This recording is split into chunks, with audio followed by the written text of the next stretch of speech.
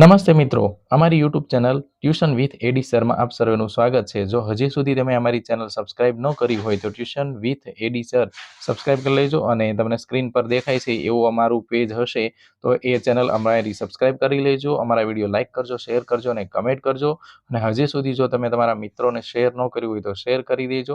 ચેનલમાં બાળકોને લગતા દરેક પ્રકારના વિડીયો, બાળકોને શીખવા જેવી પ્રવૃત્તિઓ અને બાળકો જે કંઈ અલગ અલગ એક્ટિવિટી કરે છે એ અમે અહીંયા અપલોડ કરતા હોઈએ છીએ। પછી જો તમારા વિડીયોની ક્વોલિટી સારી ન હોતી હોય તો સેટિંગ પર ક્લિક કરવાનું છે અને ત્યાર પછી ક્વોલિટી ઉપર ક્લિક કરી અને 400 એડવાન્સમાં જઈ અને 480ની ઉપરની ક્વોલિટીમાં તમે વિડીયો જોશો એટલે વિડીયોની ક્વોલિટી છે એ સારી આવશે। તો જો તમને કોઈ બોર્ડ ઉપરના અક્ષર ન દેખાતા હોય તો આવી રીતે તમે સેટિંગ કરી લેજો। Thank you so much.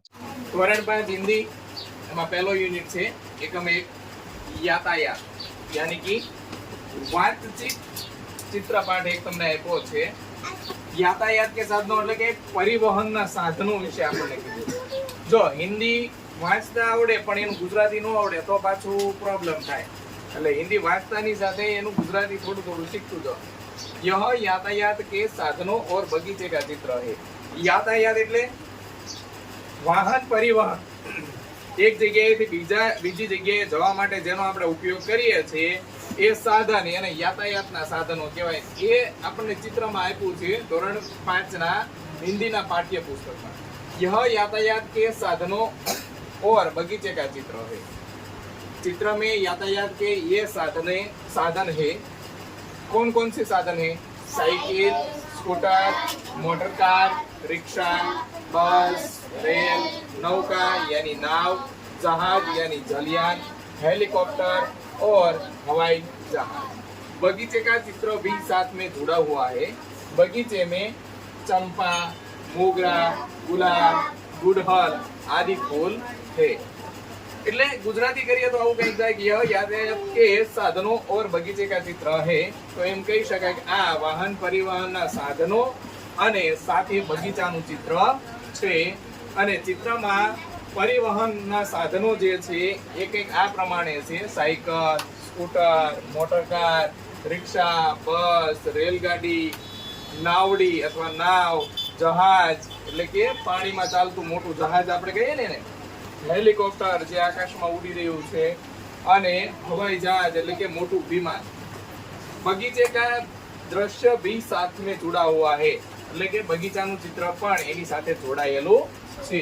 અને બગીચે में कौन कौन से फूल है? तो કે ચંપો, મોગરો, ગુલાબ, ગુડહલ, ગુડહલ એટલે જાસૂદ અને આ સિવાયના ઘણા બધા ફૂલ છે એવું કહે છે।